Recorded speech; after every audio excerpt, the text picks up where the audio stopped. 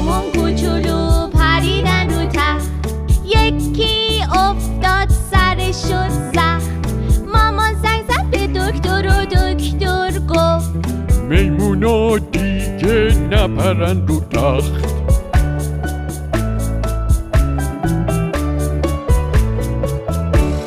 4 تا میمون کوچولو پریدن رو تخت.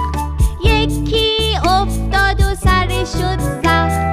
مامان زنگ زد به دکتر و دکتر گفت میمونا دیگه نپرن رو تخت.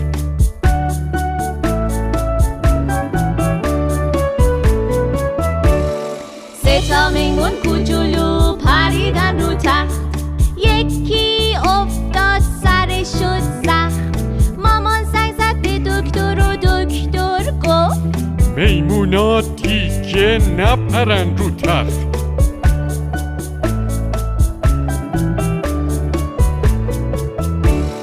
2 تا میمون کوچولو پریدن رو تخت. یکی افتاد سرش شد زخم. مامان زنگ زد به دکتر و دکتر گفت میمونا دیگه نپرن رو تخت.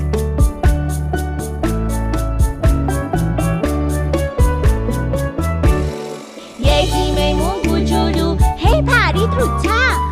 بعدش افتاد سرش شد زخم.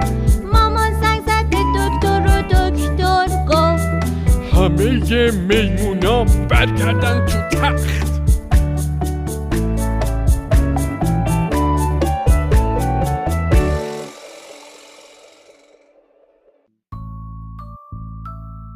خانمخورشید.com